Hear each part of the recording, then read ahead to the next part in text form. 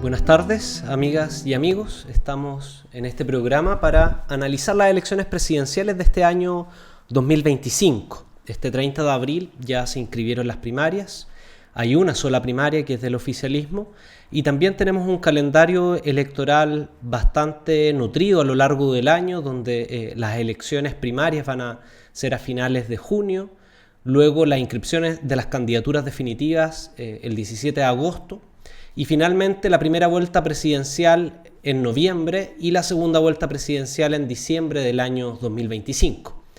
En virtud de esto, quisimos realizar un breve análisis de las elecciones presidenciales a la fecha de hoy, principalmente pensado para nuestro público internacional, y en relación a eso haremos alguna referencia a los partidos en el extranjero para que quienes quieran analizar la situación de las elecciones presidenciales en Chile puedan tener como panorama de cuáles son los principales vínculos que existen entre las candidaturas presidenciales y algunos partidos o procesos presidenciales electorales en el extranjero. Así que para efectos del análisis vamos a realizar 5 distinciones. En primer lugar vamos a hablar de la derecha tradicional, en segundo lugar de la extrema derecha o ultraderecha, en tercer lugar de la nueva derecha, en cuarto lugar de el oficialismo, y en quinto lugar de la izquierda no oficialista. Y esta categoría podría ser discutible, pero para efectos de guiarnos en el panorama electoral podría ser de más ayuda. La primera candidatura que analizaremos es la de Evelyn Matei. Evelyn Matei es una histórica dirigente de lo que hoy día es la coalición de Chile Vamos. Ha sido parlamentaria, senadora, exministra del Trabajo, alcaldesa de Providencia, y hoy día tiene la pole position en las encuestas. La coalición de Chile Vamos está integrada por 3 partidos, la UDI y Renovación Nacional, los cuales vienen del corazón de la dictadura en los años 86 y 87, nacen en dictadura, pero se proyectan luego en los gobiernos postdictatoriales hasta el día de hoy. Desde ahí viene Evelyn Matei, pero también está el partido Evópoli, que es un partido relativamente nuevo, que nace desde el piñerismo, y que desde ahí también integra la coalición. Hasta la fecha Evelyn Matei está apoyada por los 3 partidos. Hubo un intento de primarias bastante frustrado, donde incluso sonaron algunos nombres como el del exalcalde de la Florida, Rodolfo Carter. También ahí hubo un problema respecto a Francisco Chaguán, quien era senador del Partido Renovación Nacional, renunció al partido y ahora quedó sin la posibilidad de presentar candidatura.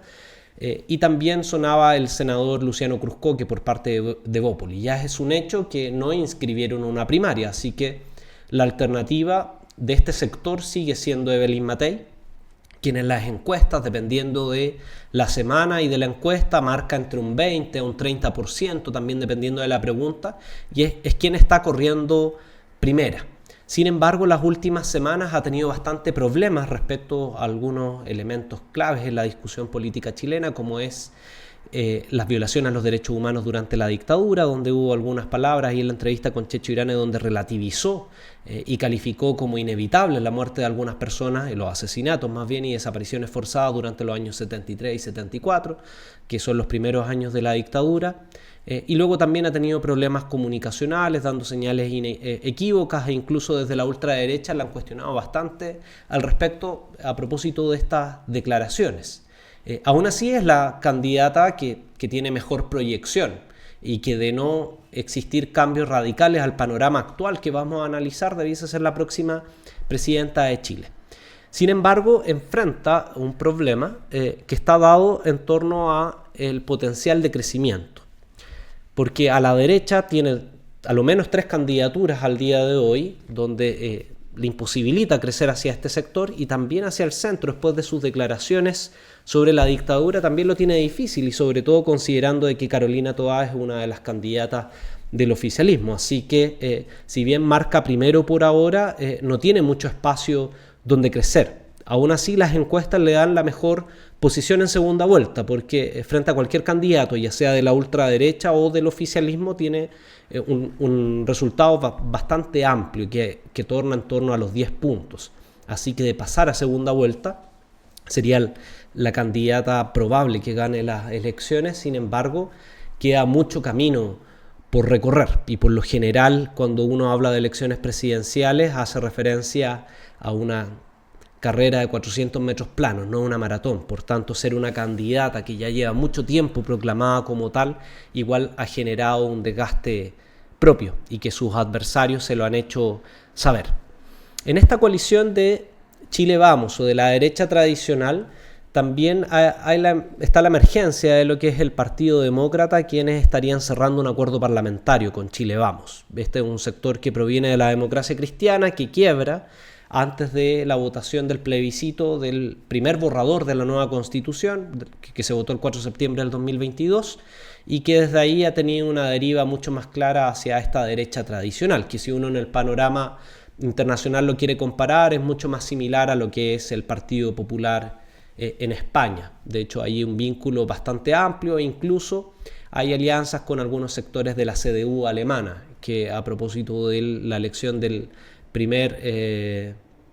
del nuevo canciller de Alemania, uno podría decir que es bastante cercano respecto a las posiciones que tiene la derecha chilena, salvo las diferencias de cómo la CDU condena el nazismo y la derecha chilena tradicional aún no lo hace con tal claridad respecto a lo que es el pinochetismo, aun cuando han existido intentos de demarcarse de aquello. Así que esa es la candidatura de la derecha tradicional. Hay algunas voces minoritarias que plantean de que esta es una candidatura que puede no llegar a inscribirse en la papeleta el 17 de agosto del 2025, considerando que también hay un antecedente clave que ha sido la candidatura de Pablo Longueira el 2013, que después de ganarle una primaria a Andrés Alamán terminó declinando su candidatura y de hecho fue la propia Evelyn Matei la que asumió su lugar a pesar de no haber participado en esas primarias. Así que ese fantasma todavía ronda dentro de la derecha tradicional y sobre todo a propósito de las erráticas declaraciones que ha tenido Evelyn Matei. Por otro lado, y el segundo factor de análisis o grupo de organizaciones políticas es lo que denominamos derecha extrema, ultraderecha, que tiene varias manifestaciones. Está el Partido Republicano, el Partido Nacional Libertario y el Partido Social Cristiano.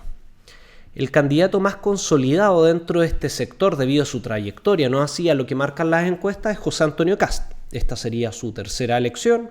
José Antonio Kast viene del corazón de la UDI, en su momento fue secretario general, pero ya para las elecciones del año 2017 tuvo su primera aparición presidencial propia, en ese entonces enfrentando a Sebastián Piñera y representando un ala más dura de la derecha. En esa elección tuvo en torno a un 8%, pero fue en la última elección del año 2021 donde tuvo mejores resultados. De hecho, pasó en primer lugar en la primera vuelta con cerca de un 30% de los votos y en segunda vuelta perdió contra el presidente Gabriel Boric con un 45% de los votos. El ciclo en alza del Partido Republicano se vivió hasta las elecciones del segundo proceso constitucional, donde tuvieron la mayoría relativa del Consejo Constitucional, desplazando a Chile Vamos a un segundo lugar. Sin embargo, luego del fracaso del segundo proceso constitucional,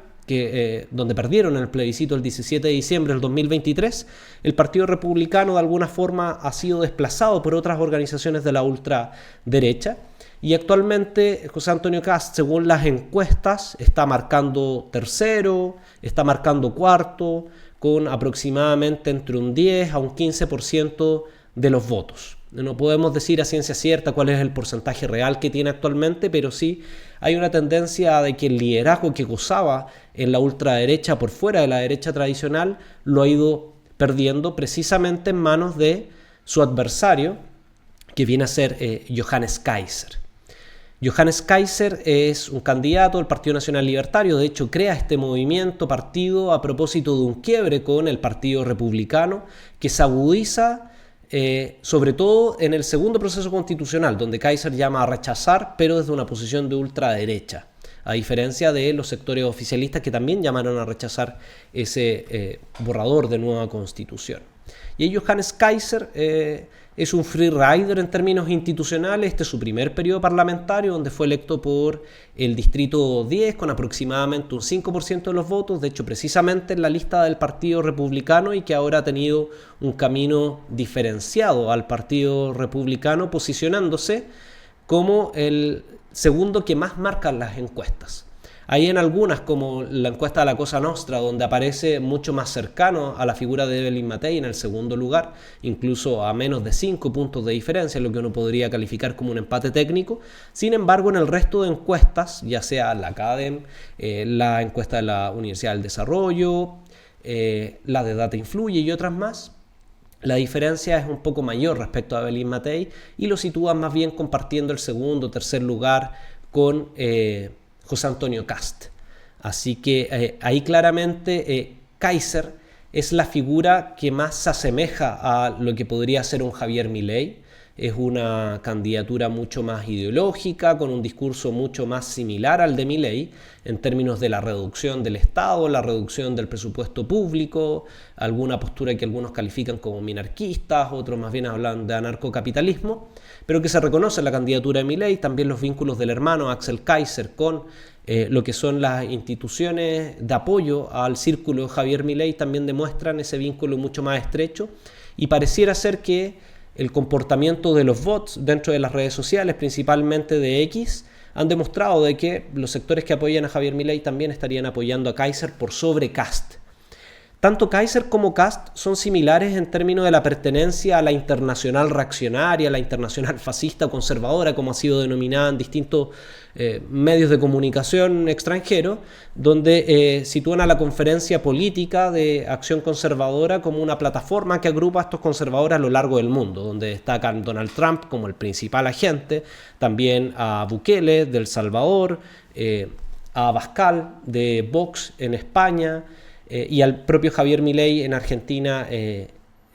Entonces, estas dos candidaturas, tanto de Kast como Kaiser, pertenecen a esa coalición. De hecho, Kast tiene una trayectoria mucho más importante dentro de ese espacio, así que ambas podrían ser reconocidas dentro de aquella internacional, aunque Kaiser tiene una postura, como les señalaba, un poco más freerider en algunos temas, sobre todo en la Agenda 2030, en el tema de antivacunas, donde uno podría decir tiene a todos los locos Adams apoyándolo en esta candidatura, y republicano se mantendría con el ala un poco más institucional que viene desde la tradición de la UDI. Así que esas son las diferencias que uno podría encontrar entre estas dos candidaturas, y acá la gran apuesta es que una decline en favor de la otra. Porque hasta el momento de correr las dos, solo Kaiser demuestra potencialidad de vencer a Evelyn Matei, incluyendo la participación de Kast en primera vuelta.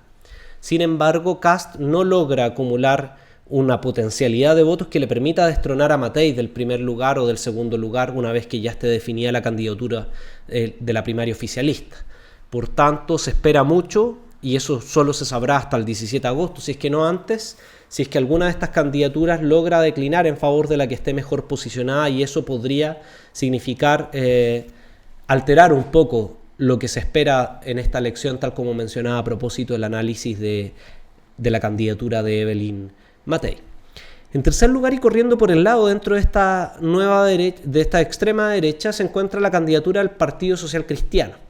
Anunciaron ya mediáticamente, pero como no inscribieron en las primarias, esto puede cambiar hasta el 17 de agosto, que la candidata sería Francesca Muñoz. Ella es diputada por el distrito que incluye a las comunas del Gran Concepción.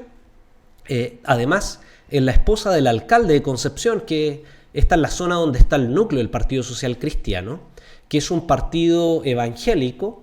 que es un partido donde la mayoría de sus liderazgos representan sectores medios de la sociedad, capas medias, incluso sectores populares provenientes de las iglesias evangélicas, y que el nombre que más sonaba hasta antes de esta proclamación de Francesca Muñoz era el del senador Rojo Edwards. Sin embargo, Rojo Edwards no encajaba, más allá de pertenecer al mundo de la extrema derecha, no encajaba con el prototipo de personas que pertenecen al Partido Social Cristiano. Y así como cuando se frustra su candidatura termina renunciando a este partido, y es Francesca Muñoz la que hasta el momento se erige como la candidata, proclamada candidata por el Partido Social Cristiano, y que acá yo diría que hay que ponerle atención, porque esta es una candidatura que podría declinarse en favor de José Antonio Kast o de Johannes Kaiser a partir de la negociación parlamentaria. Aunque también hay argumentos donde podría uno concluir de que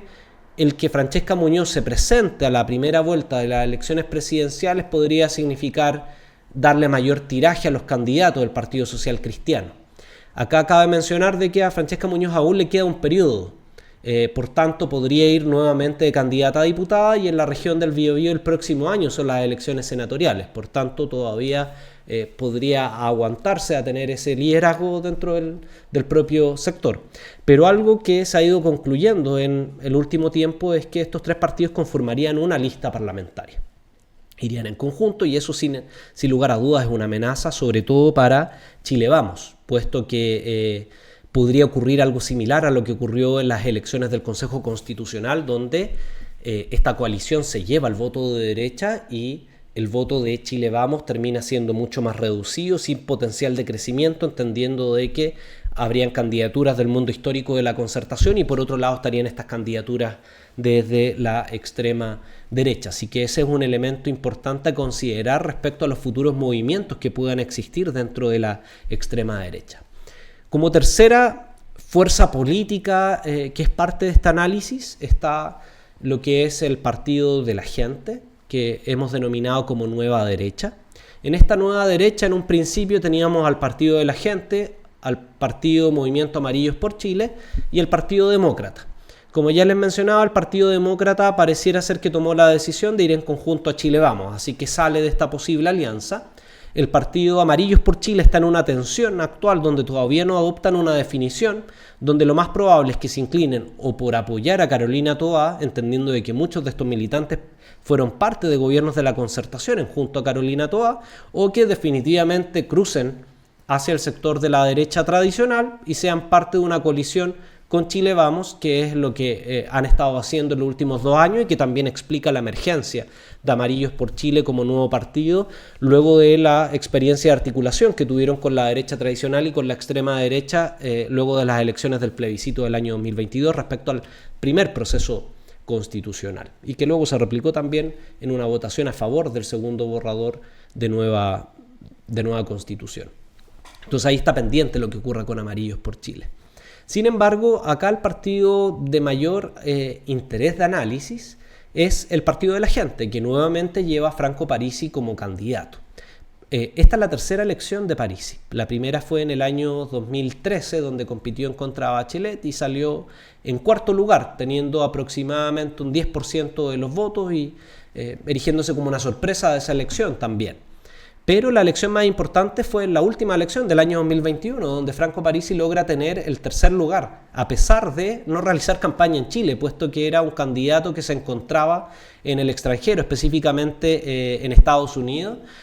principalmente por problemas legales relacionados a una causa de pensión de alimentos, donde habían algunas restricciones de movimiento, o eventualmente podría su llegada a Chile activar un proceso judicial que hasta el momento se encuentra zanjado y que ya no representaría un problema para el candidato. Franco Parisi representa una derecha populista, donde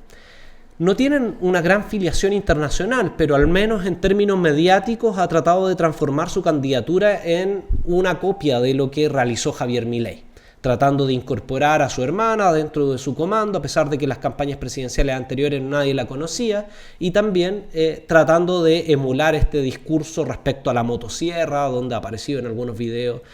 con sus propias motosierras, tratando de señalar de que va a hacer lo mismo que Javier Milei lo hizo. Entonces esta es una candidatura que no proviene desde la derecha, en algunos casos fue una candidatura más populista, freerider, adoptando un discurso más allá de izquierda a derecha, que es una identidad que trata de mantener Franco Parisi hasta la fecha, pero que sin lugar a dudas su programa es un programa neoliberal,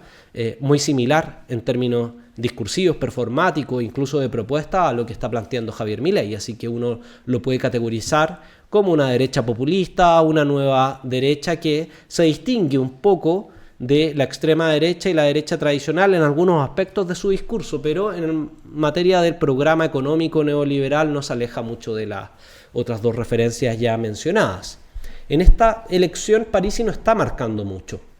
Las encuestas le dan entre un 2 a un 4%, sin embargo, un despliegue a nivel territorial podría significar que sume más votos. Aunque pareciera ser que el voto que tuvo el Partido de la Gente en las elecciones anteriores, y que algunos incluso señalan que en las primeras experiencias del proceso constitucional chileno el voto de la lista del pueblo también fue este voto freerider, lo estaría capitalizando principalmente Johannes Kaiser. Y eso demuestra un poco de cómo una candidatura que proviene de la extrema derecha tiene un voto un poco más transversal a lo que representa la extrema derecha en términos ideológicos. Así que eso implica también de que en la medida que Kaiser mantiene una posición alta en las encuestas, no le deja mucho margen a Parisi para crecer. Además, porque el mismo referente que están teniendo ambos candidatos es Javier Milei, por tanto, no pareciera ser que pueda ser rentable para las dos candidaturas, y hasta el momento Kaiser está por sobre lo que está realizando Franco Parisi. Luego de eso ya entramos a las candidaturas oficialistas, y acá la primaria ha permitido ordenar un poco cuáles son los candidatos que van a participar de estas elecciones a finales de junio, y que nos permiten también distinguir claramente cuáles son las disputas que existen al interior de la coalición de gobierno. Por un lado está la candidatura de Carolina Toá, quien también tiene una vasta trayectoria institucional, ha sido diputada, ministra en gobiernos de la Concertación, y su último cargo ha sido el de ex ministra del Interior del gobierno de Gabriel Boric, con una carrera, como decía, bastante consolidada y que proviene del corazón de la Concertación. O sea, muchos recuerdan a ella desde la campaña del no, luego pasando por varios gobiernos de la Concertación, y que luego decide dar un paso y sumarse también al equipo de Gabriel Boric. Esta candidatura surge desde el PPD, que es el partido que ella misma contribuyó a su creación,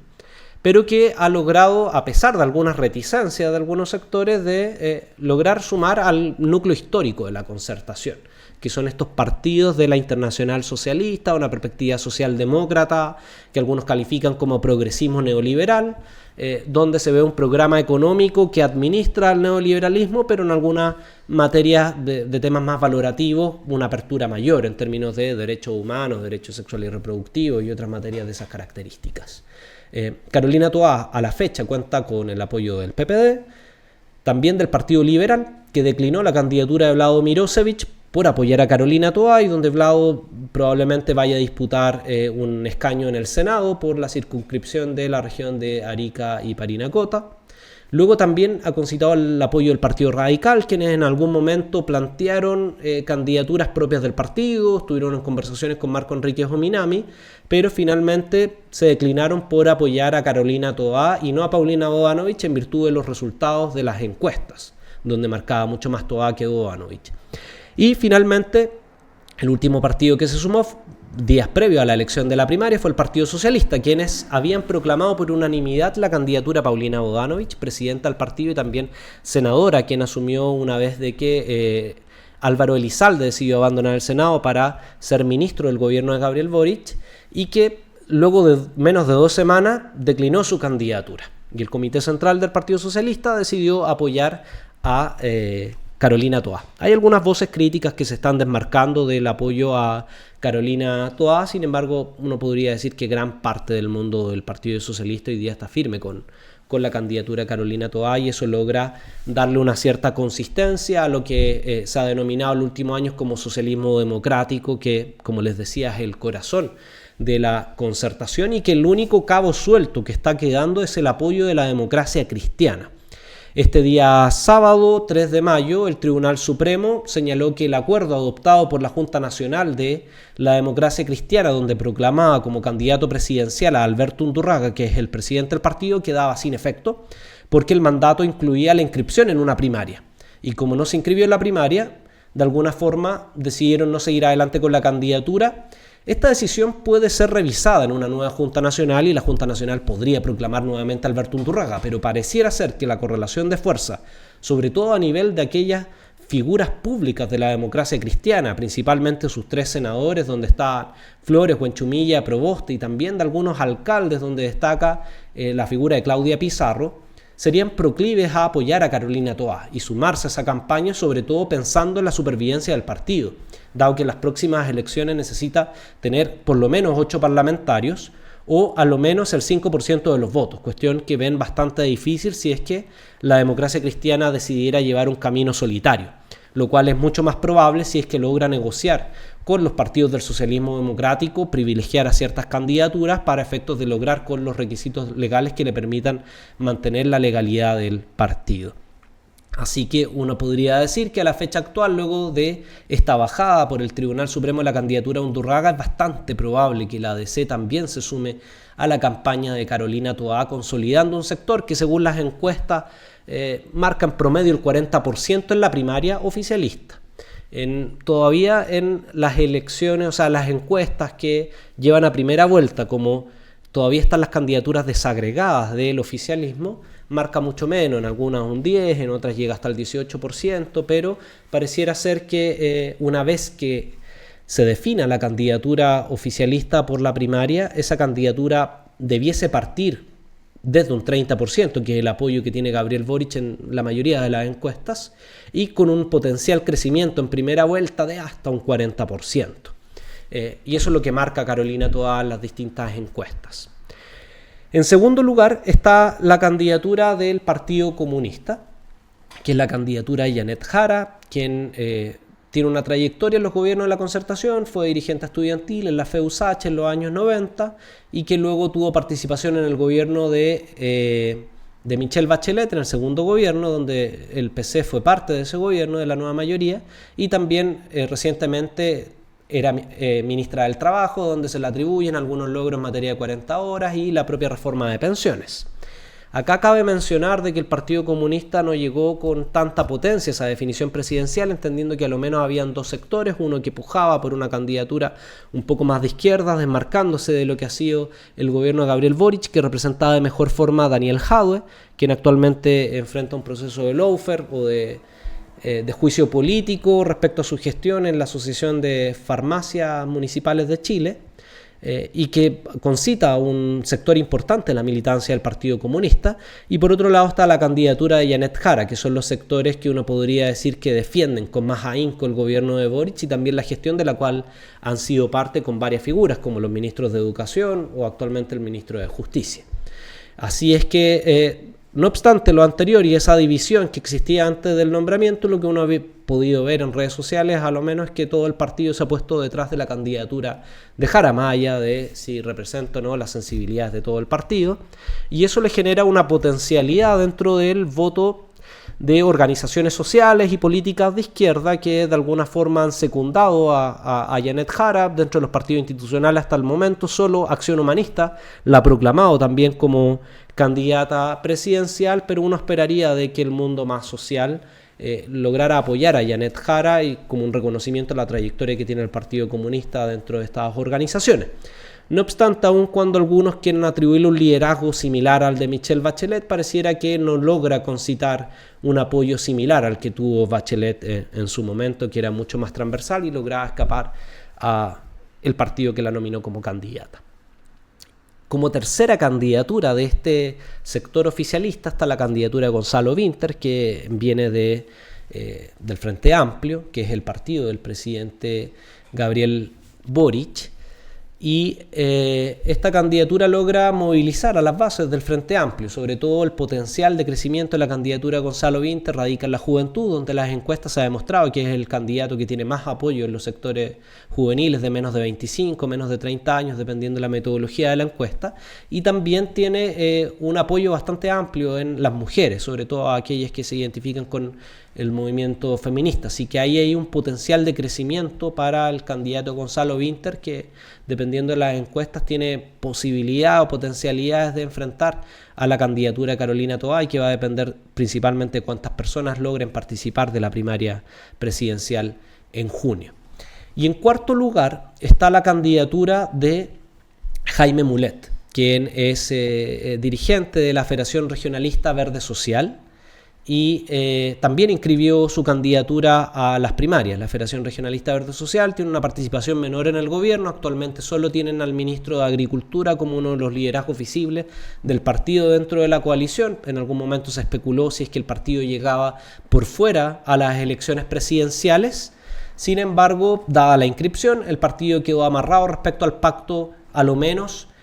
presidencial, donde también hay que mencionar de que pueden haber alianzas parlamentarias que no sean las mismas que se han dado para el pacto presidencial. Analizando el sector oficialista y haciendo una comparación respecto a organizaciones en el extranjero, uno podría decir que la candidatura de Toad, como viene desde el socialismo democrático, es mucho más similar a lo que es el PSOE en España o a la socialdemocracia europea, donde han implementado políticas neoliberales, aun cuando en materia de derechos humanos o en materia de libertades sexuales mantienen una visión mucho más amplia. Luego tenemos el Partido Comunista, donde uno podría decir que conviven dos almas, una postura mucho más similar a socialismo democrático, ya no entendido como la concertación neoliberal progresista, sino más bien lo que han representado el eurocomunismo en partidos europeos, como el Partido Comunista Español también, que es parte de la coalición de Sumar, u otros partidos comunistas clásicos europeos, pero también tiene una línea que es un poco más clásica en términos de lo que representa el Partido Comunista, como un partido marxista-leninista, donde reivindican también esta ruptura más revolucionaria, y uno podría decir que se asemeja a aquellos partidos comunistas que no han transado tanto o que a lo menos no se han subsumido a las políticas más socialdemócratas y que principalmente están representadas por el liderazgo de Daniel Jadwe, y que eso en términos prácticos también se expresa en la política de alianzas que se tienen con distintos gobiernos de América Latina, principalmente las relaciones con Cuba, con Venezuela, Nicaragua, donde podemos ver un sector del Partido Comunista que en la práctica condena los procesos que se llevan a cabo en estos países. Sin embargo, hay otros que se mantienen mucho más firmes soportando los procesos con una perspectiva de integración latinoamericana que incluye también esos procesos políticos. Respecto ya al análisis del Frente Amplio, uno diría que en sus orígenes era muy similar a lo que en España fue Podemos, pero que siendo gobierno ha tenido de alguna forma una transmutación a lo que es la socialdemocracia más clásica, y ahí uno lo puede ver un poco con el comportamiento del presidente Gabriel Boric, donde por un lado le da la mano a algunos gobiernos de carácter más liberal, socialdemócrata, donde uno podría reconocer a figuras como Lula da Silva en Brasil, el mismo Justin Trudeau en Canadá, o Yasmani Orsi, recientemente electo presidente de Uruguay, diferenciándose de la izquierda más latinoamericana bolivariana, que Podemos uno todavía podría identificar que soporta estos procesos. Sectores minoritarios del Frente Amplio también lo hacen, pero hay una hegemonía a reconocerse en una tradición un poco más socialdemócrata, aun cuando se mira con buenos ojos las experiencias de Gustavo Petro en Colombia y también de Claudia Sheinbaum en México. Así que ahí uno podría decir que hay una transmutación, una dificultad respecto a cómo se da el proceso del Frente Amplio respecto a su política internacional, abandonando un poco los orígenes que tenía hasta hace una fecha, aun cuando Gonzalo Winter uno podría decir que representa el ala con mayor proyección internacional, teniendo buenos vínculos con figuras del progresismo latinoamericano en términos bastante amplios. Y finalmente Mulet uno podría decir que incluye algunos aspectos de las luchas ecologistas, de los partidos verdes, pero uno no podría hacer un análisis tan comparado respecto a cuáles son las referencias de FREPS, siendo un partido mucho más de carácter regionalista, donde conviven militancias que provenían de la democracia cristiana, del PRI en sus orígenes, pero que también ha logrado aglutinar a sectores y liderazgos de carácter más regional que uno podría decir que vienen de la socialdemocracia, el socialismo democrático, sin una identidad ideológica tan clara, siendo el sello que articula este partido una perspectiva más regionalista nacional. Luego ya pasando a el quinto sector de análisis, uno podría reconocer que existe una izquierda no oficialista. Y en esta izquierda no oficialista hay algunos partidos de más larga trayectoria, aun cuando en algunos casos han perdido la legalidad y luego posteriormente la han recuperado. Pero el corazón de esta izquierda no oficialista se encuentra hoy día agrupada en la Izquierda Ecologista Popular, que es una coalición que logró integrar distintos partidos políticos legales como el Partido Popular, como el Partido Humanista y el Partido Igualdad, y además otros movimientos y organizaciones políticas no legales, quienes compitieron en conjunto en las últimas elecciones municipales, y en las elecciones de gobernadores regionales, donde tuvieron aproximadamente un 6% de los votos de las principales regiones que uno podría denominar Valparaíso, la Metropolitana y Concepción, donde se concentra gran parte del padrón electoral y también de la población en Chile. Y a esta coalición de izquierda ecologista popular también se ha incorporado recientemente el partido Alianza Verde Popular, que actualmente se encuentra en proceso de fusión con el Partido Popular. El partido Alianza Verde Popular compitió por fuera de esta coalición con un pacto electoral propio que fueron animalistas y ecologistas, donde tuvo aproximadamente el 4% de los votos. Entonces, si uno pone una sumatoria mecánica, aritmética, que así no funcionan las elecciones, pero que si uno hiciera esa proyección, a lo menos en estas dos coaliciones de izquierda ecologista popular más animalistas y ecologistas, hay una sumatoria del 10% de los votos, al menos en las regiones más grandes que ya acabo de describir, lo cual no es menor en un escenario de fragmentación política y electoral. Hasta el momento no hay una candidatura proclamada por estas fuerzas. Han sonado algunos nombres, pero que aún no están confirmados, ni por Izquierda Ecologista Popular, ni tampoco por parte de las personas que han sido propuestas. Una de ellas es la senadora Fabiola Campillay, quien se encuentra en la mitad de su mandato y que fue la primera mayoría en las elecciones senatoriales del año 2021, por tanto es un liderazgo potente en términos electorales, pero también simbólicos y políticos respecto a este sector de izquierda no oficialista. Otros nombres que se han levantado han sido el del presidente del Partido Popular, quien es Cristian Cuevas, y también sonó en las últimas elecciones presidenciales como un posible candidato. No siendo parte de esta coalición, también suena el nombre de Eduardo Artés, quien es el candidato al Partido Comunista Acción Proletaria y que actualmente se encuentra reuniendo firmas como candidato independiente, considerando de que a diferencia de las últimas dos elecciones donde ha competido, no cuenta con la legalidad de su partido, que en las elecciones anteriores fue Unión Patriótica. Pero como decía, es un candidato del Partido Comunista Acción Proletaria que está juntando firmas también, y uno podría asemejar con este sector de izquierda no ecologista, no así estrictamente con el pacto de izquierda ecologista popular. Y por otro lado también está la figura de Marco Enrique Ominami, quien no viene de este sector tradicionalmente, viene del mundo de la concertación, luego creó su propio partido, el Partido Progresista, ha enfrentado ya, esta sería su quinta candidatura presidencial, pero que en términos ideológicos internacionales es una figura relativamente relevante, en términos de que ha articulado al Grupo de Puebla,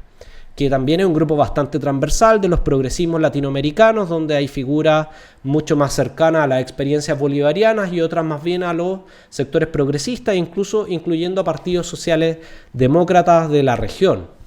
Así que Marco Enrique Ominami quiso ser parte de las primarias oficialistas, no recibió invitación a pesar de las interpelaciones que realizó públicamente, por lo cual es bastante probable que junte firmas. Son 36.000 firmas las que se requieren para presentar una candidatura, y en ese proceso también eventualmente algunas de las organizaciones de la izquierda no oficialista podrían plegarse a esa candidatura, no obstante aún no hay nada tan definido. Luego de estas candidaturas que no entran dentro del análisis, está la candidatura independiente de Harold May Nichols, quien fue un dirigente de la NFP chilena, fue relativamente famoso por traer a Marcelo Bielsa a Chile y en el último año participó en la organización de los Juegos Panamericanos de Chile, donde fueron realizados con bastante éxito. Él también se encuentra juntando sus firmas y de mantenerse esa voluntad también podría llegar a la primera vuelta. En el contexto actual donde uno plantea un escenario entre Carolina Toá, Evelyn Matei, Harold May Nichols no crece mucho, no tiene mucho potencial de crecimiento, en las encuestas marca entre un 1 a un 4% bajo ese escenario. Sin embargo, en la simulación de la encuesta de la Cosa Nostra, en caso de que Vinter o Jara se impusieran en las primarias oficialistas y Carolina Toá no fuera la candidata, se genera un espacio para la candidatura Harold May Nichols que podría agrupar a un mundo proveniente de la concertación con una potencialidad que podría llegar en el mejor de los casos en torno a una cifra del 10%. Algo similar ocurre también a la inversa con Marco Enrique Ominami, quien en las encuestas marca en torno a un 4, un 5%, en algunas le dan un poquito más, pero que su margen de crecimiento se da principalmente si es que la candidata del oficialismo es Carolina Toá, donde logra aglutinar un sector de izquierda que podría llegar potencialmente al 10%, una cifra un poco más, un poco menos, lo cual no es descabellado entendiendo de que hay un sector de la sociedad chilena que se representa con una izquierda que trasciende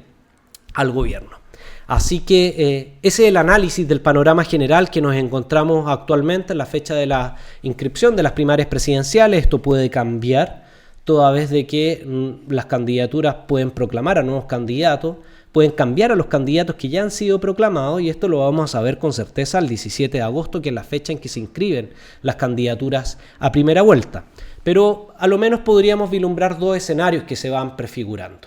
El primer escenario es la inscripción de las candidaturas ya mencionadas a primera vuelta. Bajo ese escenario, Evelyn Matei estaría saliendo,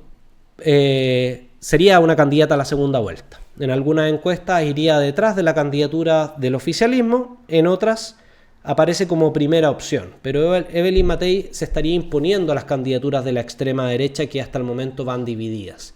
Y en ese escenario, Evelyn Matei frente a Toá, frente a Jara, frente a Winter, gana con bastante amplitud. Y eso significaría de que, ceteris paribus, mantenerse en las condiciones actuales, Evelyn Matei sería la nueva presidenta de Chile. Sin embargo, el segundo escenario que se abre es que alguna de las candidaturas de extrema derecha, ya sea Kaiser,